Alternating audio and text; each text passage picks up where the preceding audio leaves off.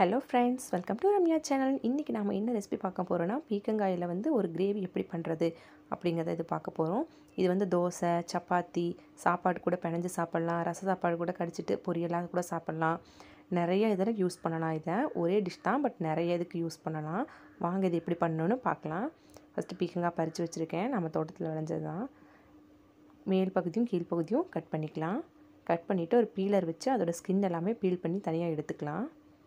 அதை அப்படியே போட்டிங்கன்னா நறுக்குன்னு வாயில் இதாகும், நல்லா வேகாது காய். அதனால அதோடய ஸ்கின்னை நம்ம பீல் பண்ணி எடுக்கிறோம். இந்த பீல் பண்ண ஸ்கின்னை நம்ம வேஸ்ட் பண்ண வேணாம். அதை நம்ம சட்னியாக அரைச்சிடலாம், அதுவும் டேஸ்ட்டாக இருக்கும். அந்த ரெசிபி நான் அடுத்து உங்களுக்கு அப்லோட் பண்ணுறேன். எல்லா பீர்க்கங்காயுமே இப்படி ஸ்கின்னை பீல் பண்ணி எடுத்து வச்சுக்கலாம். ரொம்ப ஃபுல்லாக அந்த க்ரீன் போகணும்னு அவசியம் இல்லை. மேலே லைட்டாக தூக்கிட்டுருக்கு பார்த்திங்களா, கூடு மாதிரி, அந்த இது மட்டும் போனால் போதுமானது. நமக்கு ஃபுல்லாக அந்த க்ரீனிஷ் போகணும் அப்படிங்கிற அவசியம் கிடையாது. பிஞ்சு காயாக இருக்கிறனால இது சாஃப்டாக இருக்குது. கடையிலெல்லாம் மோஸ்ட்லி முத்தின காய் தான் விற்பாங்க. அப்போ நீங்கள் ஃபுல்லாக எடுத்துருங்க. இது நம்ம செடியிலே காய்ச்சது, கொஞ்சம் பிஞ்சாக இருக்குது. அதே மாதிரி எல்லா காயும் நம்ம ஸ்கின்னை பீல் பண்ணி எடுத்துக்கலாம். இந்த ஸ்கின்னை நம்ம சட்னியாக ரெடி பண்ணிக்கலாம். அந்த சட்னி ரெசிபியும் நான் உங்களுக்கு அப்லோட் பண்ணுறேன் ரம்யா சேனலில். இப்போ பாருங்கள், தனியாக எல்லாமே பீல் பண்ணி எடுத்து வச்சாச்சு. அதோடய ஸ்கின்னையும் நான் தனியாக எடுத்து வச்சுருக்கேன் சட்னி அரைக்கிறதுக்காக. இந்த பீர்க்கங்காயில் நிறைய சத்து இருக்குது. பொட்டாசியம், கால்சியம், அயன், சோடியம், இது எல்லாமே அதிகமாக இருக்குது. கொலஸ்ட்ரால் கிடையவே கிடையாது பீர்க்கங்காயில். அதனால் நம்ம ரெகுலர் டயட்டில் கூட ஆட் பண்ணிக்கலாம். இதை பாருங்கள், இந்த சைஸ்க்கு குட்டி குட்டி பீசஸாக கட் பண்ணி எடுத்து வச்சுருக்கேன். இந்த சைஸ் நீங்கள் கட் பண்ணாலே போதும். இதை விட ரொம்ப குட்டியாக கட் பண்ணிங்கன்னா கிரேவி ரொம்ப கொதான்னு ஆயிரும், நல்லா இருக்காது. ஒரு கடாய் வச்சு ஆயில் ஆட் பண்ணிக்கலாம். நீங்கள் ரீஃபைண்ட் ஆயில், தேங்காய் எண்ணெய் எது வேணாலும் ஆட் பண்ணிக்கலாம். 1 டீஸ்பூன் கடுகு ஆட் பண்ணிக்கலாம். கடுகு பொரியட்டும். ஒரு 1/2 டீஸ்பூன் சோம்பு ஆட் பண்ணிக்கோங்க. இது ரெண்டும் பொரிஞ்சதும் சின்ன வெங்காயம் ஆட் பண்ணுங்கள். இதில் பெரிய வெங்காயத்தை விட சின்ன வெங்காயம் ஆட் பண்ணிங்கன்னா டேஸ்ட் சூப்பராக இருக்கும். நான் ஒரு 100 கிராம் அளவு சாம்பார் வெங்காயத்தை கட் பண்ணி எடுத்து வச்சுருக்கேன், அதையும் ஆட் பண்ணிக்கிறேன். நல்லா பொரியட்டும், நல்லா கலர் சேஞ்ச் ஆகட்டும். கருவேப்பிலை ஒரு கைப்பிடி போட்டுக்கலாம். வெங்காயம் நல்லா வதங்கி வரட்டும். ஒரு மீடியம் சைஸ் தக்காளியை கட் பண்ணி ஆட் பண்ணிக்கிறேன். நிறைய தக்காளி இதுக்கு ஆட் பண்ண வேண்டியதில்லை. ஒரு மீடியம் சைஸ் தக்காளி ஆட் பண்ணிங்கனாலே போதும். நல்லா ரெண்டும் வதங்கட்டும். இந்த பீர்க்கங்காயில் கொலஸ்ட்ராலே இல்லைங்க, அதனால் டயட்டில் இருக்கவங்களும் ரெகுலராக எடுத்துக்கலாம். அயன் நிறையா இருக்குது. பொட்டாசியம் தான் இதில் ரொம்ப அதிகமாக இருக்குது.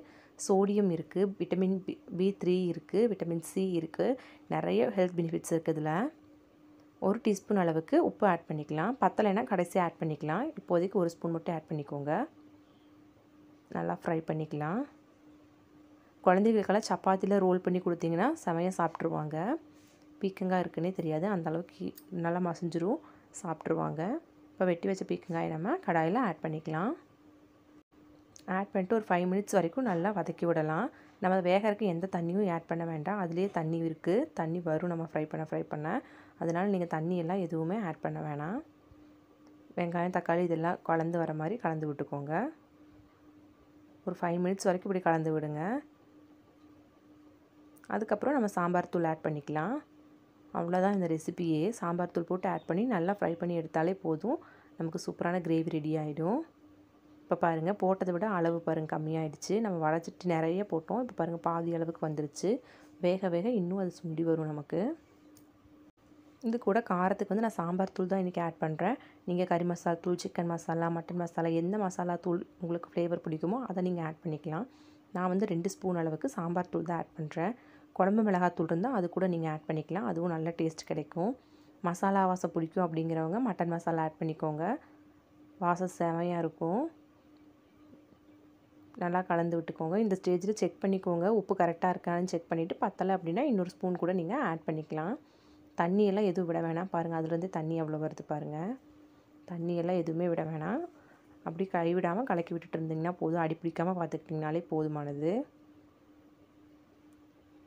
நல்லா கலந்து விட்டுட்டு ஒரு மூடி போட்டு இது ஒரு 5 நிமிஷம் மூடி வச்சுருங்க. லோ ஃப்ளேமில் வச்சு, ஹை ஃப்ளேமில் வச்சிங்கன்னா அடி பிடிச்சிடும்.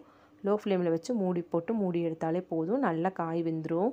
காய் ரொம்ப சாஃப்டாக இருக்கனால சட்டுன்னு நமக்கு வெந்து கிடச்சிரும். ரொம்ப டிலே ஆகாது. இந்த ரெசிபி பேச்சுலர்ஸ்க்கெல்லாம் யூஸ்ஃபுல்லாக இருக்கும். டக்குன்னு செஞ்சிடலாம். காய் மட்டும் வாங்கிட்டு கட் பண்ணிட்டு வெங்காயம் கட் பண்ணால் போதும். நம்ம ஒரு 10 மினிட்ஸ் to 15 மினிட்ஸில் பண்ணிடலாம். இப்போ மூடி போட்டு மூடியாச்சு. 5 மினிட்ஸ் கழித்து திறந்து பார்க்கலாம். பாருங்கள் மேலே எண்ணெய் மிதங்குது. லைட்டாக இன்னும் தண்ணி இருக்குது. அந்த தண்ணி ஃபுல்லாக சுண்டட்டும். அது வரைக்கும் நம்ம நல்லா ஃப்ரை பண்ணி எடுத்துக்கலாம். அந்த தண்ணியெல்லாம் நல்லா ட்ரை ஆகிற வரைக்கும் நீங்கள் வதக்கினாலே போதும். சூப்பரான கிரேவி வந்து நமக்கு ரெடி ஆகிடும். உங்களுக்கு கலர்ஃபுல்லாக வேணும்னா 1 டீஸ்பூன் காஷ்மீரி மிளகாத்தூள் ஆட் பண்ணிக்கோங்க. இன்றைக்கி நான் அதெல்லாம் எதுவுமே ஆட் பண்ணலை. பாருங்கள் இன்னும் கொஞ்சம் லைட்டாக தண்ணி இருக்குது. அது நல்லா சுண்டி வரட்டும். பாருங்கள் சுண்டினதுக்கப்புறம் பாருங்கள் எவ்வளோ கம்மியாகிடுச்சு. நம்ம நிறைய பீக்கங்காய் போட்டோம். அதில் 1/4 பகுதி வர அளவுக்கு சுண்டிடுச்சு. இப்போ நமக்கு சூப்பரான பீக்கங்காய் கிரேவி வந்து ரெடி ஆகிடுச்சு. ஈஸியாக வீட்டில் டக்குன்னு செய்யலாம். வேலைக்கு போகிறவங்களுக்குலாம் டைம் ஆகிடுச்சு, லேட் ஆகிடுச்சு, என்ன குழம்பு வைக்கிறதுன்னு தெரியல அப்படின்னா டக்குன்னு இதை வச்சுட்டு போயிடலாம். இதை சாப்பாடோடவும் பிணைஞ்சு சாப்பிட்லாம், பொரியல் மாதிரியும் சாப்பிட்லாம், சப்பாத்திக்குள்ளே ரோல் பண்ணியும் சாப்பிட்லாம். இந்த ரெசிபி ட்ரை பண்ணி பார்த்துட்டு எப்படி இருந்துச்சுன்னு எனக்கு கமெண்ட்டில் சொல்லுங்கள். இந்த ரெசிபி உங்களுக்கு பிடிச்சிருந்தா லைக் பண்ணுங்கள், ஷேர் பண்ணுங்கள், கமெண்ட் பண்ணுங்கள். மறக்காமல் நம்ம ரம்யா சேனலை சப்ஸ்கிரைப் பண்ணிவிடுங்க. தேங்க்யூ.